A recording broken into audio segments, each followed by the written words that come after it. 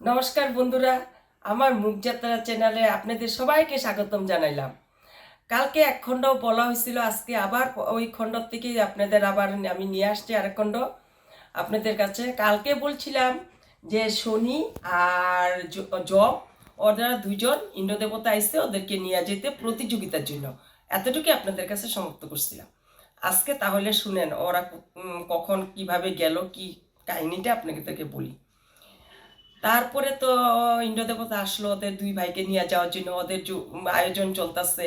দুই ছেলেরে পাঠাইবো, মা বাবা সব সামনে দাঁড়ানো, আরও সব মানুষ দাঁড়ানো, ফুল টুল নিয়ে একদম ওদেরকে আগায় দিব। ওই সময় বিশ্বকর্মা ও দাদু, ওদের দাদু আয়সা উপস্থিত। তখন উপস্থিত কই যায় ওরা, তখন শুনলো এরকম এরকম প্রতিযোগিতায় যাইতেছে, ইন্দ্রদেবতা নিয়ে নেওয়ার জন্য আসছে। তখন হ্যাঁ, দাদু খুশি হলো, ভালো কথা, যাও আমার দুইজনে যেতে বিজয়ী হয়ে আয়। দাদু এই আশীর্বাদ দিল ওদেরকে। কিন্তু তখন শুনিয়ে হঠাৎ করে দাদুরে প্রশ্ন করলো, দাদু আমার যে মার হাতের এটা, তখন কিন্তু সূর্য দেবতাও জানে না ওর মার হাতে যে কিরকম ব্যথা, ঘা হয়েছে, দাগ হয়েছে, কিচ্ছুই জানে না সূর্য দেবতা। তখন শুনিয়ে যখন বলল দাদুরে, বলার সাথে সাথে সূর্য দেবতা কয়, আরে কিসের এরকম হইলো, আমি তো জানি না, তোমার ছেলে জানলো, আমি জানলাম না, তোমার বাবা জানলো। আর বিশ্বকর্মা আপনি আমার শ্বশুরে কি করতেছে, তোমার চিকিৎসা করতেছে, তোমার এটা ভালো হয় না, বিশ্বকর্মার তো তোমার ভালো হয় না, এটা কীরকম? আচ্ছা দেখি তো, তুমি আমার হাতটা দেখাও। হাতটা দেখা দেওয়ার লগে লগে সূর্য দেবতায় সেই নিজের শরীরের যতটুক আলো আছে, যতটুক পারছে আর কি, অতটুক দিয়া ওই কি, আরে আমি এত দিতেছি তাও তার হাতটা ঠিক হইতেছে না কেন? আর একটু বেশি করে একটু আলো দিয়া তার হাতটা অল্প ঠিক করে দিল। তখন কইল ছেলেরে যে তুমি চিন্তা করতে লাগবে না, তোমার মার খাওয়া আমি ভালো করে দিব। তখন ইয়রে কইল, ছায়া, আমরা তো জানি ছায়া, কিন্তু সূর্য দেবতা জানে সন্ধ্যা। কিন্তু তখন সন্ধ্যার ছায়ারে কইল, সূর্য দেবতা, এই যে সন্ধ্যা, তোমার ছেলেরে বইলা দাও, তোমার দেখাশোনা আমি করুম, এতদিন আমি জানি নাই, ওর চিন্তা করতে লাগবো না, ওরে কো ভালো ভালো মতন যাতে প্রতিযোগিতায় ও জিততে আসে। হ্যাঁ, এই কথা কয়ে ওরা কি করলো, ওর বাবা এই কথা কইলো। তখন ওর দাদু কইতাছে, না না, ওইটা ঠিক হয়ে যাবো, কিন্তু সূর্যদেব একটা কথা, তোমার এতটুক না, যখন ওইটার মধ্যে একটু বাকি রয়েছে, তখন ওরা দুই ভাই ইন্দ্র দেবতার লগে গেলগা প্রতিযোগিতা। যাওয়ার পরে ওর দাদুয়ে তখন ওর বাবার ওর মার সামনে বলতেছে সূর্য দেবতারে যে সন্ধ্যার এটা এইভাবে ভালো হইব না, তুমি এরকম দিছো ঠিক আছে, কিন্তু আবার আসবো এরকম।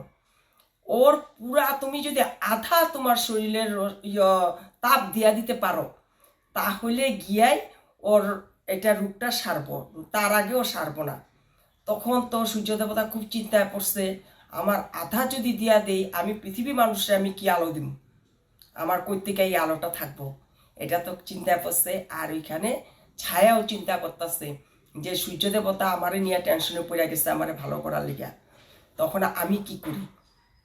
ওই ভাইবা সে সন্ধ্যাও চিন্তা করতেছে, ছায়াও ছায়া চিন্তা করতেছে, এদিকে সূর্য দেবতাও চিন্তা করতেছে। তখন সূর্য দেবতারে ছায়া এসে বলল যে দেব, আপনি চিন্তা করতে লাগবো না, আপনি পৃথিবী মানুষের কিভাবে আলো দিতে পারবেন ওই চিন্তা আপনি করেন, আপনি অর্ধেক আলো আমারে দিয়া আপনি এটা নষ্ট করবেন না। কেন? মানুষের হাতে কইব পত্নীর লেগে আপনি ধর্ম করছেন, আর মানুষ পৃথিবী মানুষের জন্য আপনি অধর্ম করছেন। আমি এই জিনিসটা আপনার মানুষের এখান থেকে, দেবলোকের মানুষের থেকে আমি শুনতে আমি রাজি না, আমি সহ্য করতে পারব না এটা। তো আমি যেরকম আছি এরকমই থাকি, আপনার ওগুলা চিন্তার কোনো ব্যাপার না।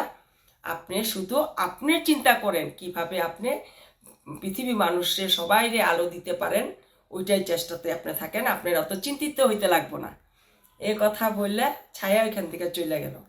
আর এদিকে আপনার ইন্দ্র দেবতায় নিয়ে ওদের দুই ভাইরে নিয়ে গেল প্রতিযোগিতায়। তখন গুরুদেব, তাদের দেবতাদের গুরু ওখানেও ছিল। তখন গুরুকে বলতেছে যে গুরুদেব, ওদের দুজনকে নিয়ে আসছি, আপনি ওটা নিয়ম বলে দেন, ওই জায়গায় ঢোকার সময় কিরকম কি পরিস্থিতি হইব, কতটুক সামনা করতে হইব, কিভাবে কেমনে চলতে লাগবো, কিভাবে মার দর্শন করতে লাগবো, কিভাবে পথ চলতে, ওগুলা সব আপনারা বলে দেন। তখন বৃহস্পতি গুরুদেবে বলল যে দেখো বর্ষ, তোমরা সব বাচ্চারা এখানে দাঁড়ানো আছো, সব কিছু আমার না বলে দিলে তোমরা জানবা কিভাবে। তখন উনি বলেন যে এটা প্রতিযোগিতা বহুত কঠিন, যে জিততে পারবো সেই মাত্র একমাত্র ওইখানের প্রতিনিধি হইতে পারবো, তার বাইরে কেউ হইতে পারবো না। তখন তোমরা যদি মাঠগুলা পার করে যেতে পারো একটা পর একটা একটা পর একটা, তাহলে তোমরা রাস্তা পাইবা, যেতে পারবা। আর যদি তোমরা করতে না পারো তোমরা আটকায় যাবা। কিন্তু এখানে কতগুলা কথা আসছে, যেরকম ধরো অনেক কিছু আসবো এখানে, তোমাদের মায়াবী জিনিস, হ্যাঁ, তোমাদেরকে ভয় দেখাইতে আসবো, ওগুলা তোমাদের পার করতে হইব। যেরকম ধরো অনেক দেবতারা আসবো, তোমাদেরকে পথ দেখাইবো, ওই পথে তোমাদের সঠিক উত্তর দিয়ে তোমাদের রাস্তা বাইর করতে হইব। না হইলে তোমরা কিন্তু ওই পথ তোমরা পাইবা না কোনো সময়। তোমরা আধা পথে গিয়া তোমরা যদি যতটুকু পারো যে ওই আধাতেই তোমরা আটকায় থাকবা। ওই কথা বলাতে শনি তো চুপচাপ রয়েছে, শুনতেছে সব। কিন্তু জমে শনির উপরে তাকায় তাকায় ভাবতেছে আমি জিতুম, শনি কি পারবো, এগুলা কিছুই জানে না, কইতে পারবো না। এ কথা বললা তখন ওরা সবে মার্গদর্শনে সবাই ঢুকে গেল, কিন্তু শনি দাঁড়ায় রয়েছে। ওই সময় ছায়ার আবার সেম আবার এরকম হাতটা একটু ভালো হচ্ছিল, সূর্যের আলো রোশনি দেওয়াতে একটু ভালো হয়েছিল, আবার সে আবার বেশি হয়ে গেছে। হইয়া ওর হঠাৎ করে কি অবস্থা, ওইদিকে আবার কাকন ছিল তখন। হঠাৎ করে যখন এরকম হয়েছে কাকনে দেখছে, দেখা কয় মা কি হয়েছে, মা কি হয়েছে, আপনার শরীর খারাপ হয়েছে? তখন কাকনে বলে কি না, কাকনকে বলছে কি ওর মা, না না না আমার কিছু হয় নাই, ওইটা কোনো কিছু না, এরকম একটু হয় আবার ঠিক হয়ে যাব। এই কথা বলে তো ওর তো আরো বেশি হইতে লাগলো। তখন কাকনে ভাবতেছে এটা তো শনিরে খবর দেওয়া দরকার, শনিরে খবর দিলে জানতে পারবো। কিন্তু শনির দিকে মনে মনে ভাবতেছে মার কিছু একটা হয়েছে, কিন্তু ও জানে না কি হয়েছে। কিন্তু ওটুক ভাবতেছে যে আমার মার কিছু একটা হয়েছে, বিপদ। তখন কাকনে যাইতে যেতে ও মোটামুটি ভিতরে ঢুকে গেছে। কাকন আসলো, আসার পরে ইন্দ্র দেবতারে বৃহস্পতিরে গুরুরে বলল যে দেখেন আমার না শনির সাথে দেখা করা খুব জরুরি। তখন কইছে এমন কি জরুরি? কয় কি না এর জরুরি ওরেই বলতে পারো, এছাড়া কার কাছে আমি বলতে পারবো না। তখন কইছে এরকম জরুরি তুমি বলো। কয় কি না ওর মার ব্যাপারে আমার কিছু বলার আছে, হ্যাঁ, ওর মার কথা আমি সংবাদ জানানোর দরকার ওই জন্য। তখন বৃহস্পতি এখান থেকে চলে যায়। কিন্তু ইন্দ্রদেবতা ছিল, ইন্দ্রদেবতা বলে কি শুনো কাকন এখানে আসো, বসো, দেখি কি হয়েছে, বলো আমারে, বললে আমি কি জানি সংবাদটা শনির কাছে পৌঁছায় দিতে পারি, তুমি তো যেতে পারবা না। তখন বলল যে মার এরকম এরকম খুব শরীর খারাপ হয়েছে, আগে একটা দাগ ছিল, ওই দাগটা আমার আরো বেশি হয়ে গেছে, ওই জিনিসটা আমার শরীরে জানানো বহুত দরকার। তখন ইন্দ্রদেবতা মনে একবার ভাবছিল জানাইব কইরা, তারপরে ওর ওই কথা মনে পড়লো, শনি যে ওরে অপমান করছে, ওর মা ওর চূড়াটা যে ওর মার পায়ে রাখছিল, শনির মার ছায়ার পায়ে যে রাখছিল, ওই জিনিসটা ইন্দ্রদেবতা আবার মনে পড়ে গেল। মনে পড়াতে ইন্দ্রদেবতায় তো রাগে ভাবছে একবার কইব এখন, তারপরে কয় কি কাকনটা বলে কি, হ্যাঁ আমার এসব বলার কোনো প্রয়োজন নাই, আর যে ইয়েতে গেছে ওইখানে আমরা কেউ যাই কোনো সংবাদ দিতে পারব না। তখন কাকনে বলল যে যত কঠিনীয় দাও শনি এইখানে ওর সব কর্ম কইরা ঠিক আইব, আসে ওর মার লগে ঠিক ও দেখা করব। তোমরা যতই কিছু কইরা রাখো ওরে আটকানোর জন্য কিচ্ছু করতে পারবে না। তুমি যতই জাল বানাও ইন্দ্রদেব, তুমি যতই জাল বানাও, শনির আটকানোর মতন তোমার ক্ষমতা নাই, মহাদেবেরও ক্ষমতা নাই। তোমার তো কি মহাদেবেরও ক্ষমতা নাই শনির আটকানোর মতন। ওই বললে ও বলছে ওইখানে এক থাবা দিয়া ও বলছে আমি এখানেই বসুম, যতক্ষণ শনির প্রতিযোগিতা শেষ না করে আসে আমি শনির জন্য এখানে আমি অপেক্ষা করুন। ওই কথা বললে কাকন ওইখানে বসে রইল। প্রথম ব্রহ্মা আসলো, ব্রহ্মা বলল তোমাদের 3টা প্রশ্নের উত্তর দিতে লাগবো, যেরকম শতগুণ, তমগুণ, রজগুণ, 3টা গুণের তোমরা প্রশ্নের উত্তর দিলেই তোমরা যাইতে পারবা। হ্যাঁ, রজগুণ 3টা গুণের উত্তর দিলেই তোমরা যাইতে পারবা। এই 3টা গুণের অর্থ কি? অর্থ তোমরা যদি আমার উত্তর দাও তাহলে তোমরা যাইতে পারবা। তখন জমে উঠা জমে বলল কি আমি বলি।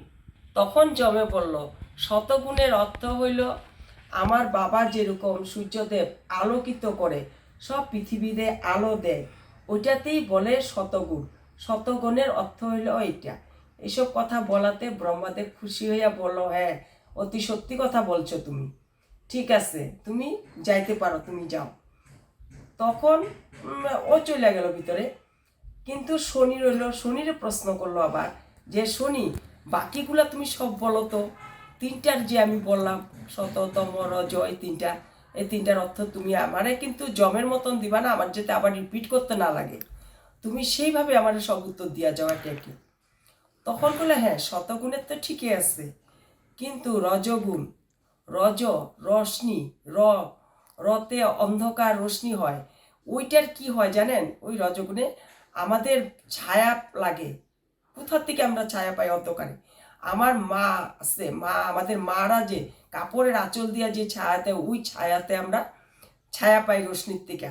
রশ্মিতে আমরা দেখো যখন সূর্যের রশ্মিটা খুব খারাপভাবে পড়ে আমাদের ছায়ার দরকার হয়, তখন ওই ছায়াতেই আমরা মার আঁচলের ছায়াতে আমরা মানে রশ্মির থেকে পাই, আমরা বাঁচতে পারি। ওই কথা বলল। তখন বলল আর শনি তখন মনের কথা বলল যে মন হলো চেতন আর অচেতন মন, দুইটা মন। তখনও চেতন মনের কথা বলল যে ব্রহ্মদেব চেতন মনে হলো চেতন দেয় আমাদেরকে, এটা আমরা সবাই জানি। চেতন দেয় আমাদের, রাস্তা দেখায়, পথ দেখায়, বিপদের থেকে আমরা যদি উদ্ধার পাইতে লাগে সে ওই জায়গায় আমাদেরকে বাধা দেয়, বাধা দেওয়াতে আমরা ওই বিপদে আমরা যাই না। চেতন মনে আমাদেরকে সব চেতন দিয়া দেয়। তখন ব্রহ্মাদেবে বলে একদম সঠিক কইছো তুমি, তোমার কিছু কইতে লাগবে না, তুমি যাইতে পারো। তখন শুনিয়ে হ্যাঁ অর্থ প্রশ্নের উত্তর দিয়ে দিছে। ব্রহ্মাদেব তো খুশি হয়ে গেল। ব্রহ্মাদেব খুশি হয়ে যাওয়াতে ও তো যাইতে নিচ্ছে, তখন আবার দাঁড়ায় গেল। ও তখন ব্রহ্মাদেবকে বলল, দেব আমি একটা প্রশ্নের উত্তর বলি আপনাকে। কি হ্যাঁ বলো, অবশ্যই বলো তুমি। যে আমাদেরকে তো যাইতে দিলেন, আমাদের যে দেবকুলে আরও বাচ্চারা আছে ওদেরকে একটা সুযোগ দেন আপনি। তখন বলল কিরকম? যে হ্যাঁ আমাদের দুই ভাইরে আপনি দুইজনের সুযোগ দিয়েছেন, দুইবার আমরা উত্তর দিছি, ওদেরকেও কিছু প্রশ্নের উত্তর আপনি ওদেরকে করলে পরে ওরা কইরা যেতে, ওরাও যাইতে পারে আমাদের সাথে এইভাবে। তখন ব্রহ্মাদেবে ভাবলো আরে শনির এত চিন্তা, ও নিজের থেকে ও অন্যের দিকে এত চিন্তা করে। হ্যাঁ শনি তুমি সত্যি বহুত মহান, তুমি নিজের চিন্তা একলা করো নাই, তুমি আরও ওরা যাইবে কি না ওই চিন্তাও তুমি করছো। বহুত ধন্য তোমারে, বহুত আশীর্বাদ করি আমি, তুমি এরকমই থাকো।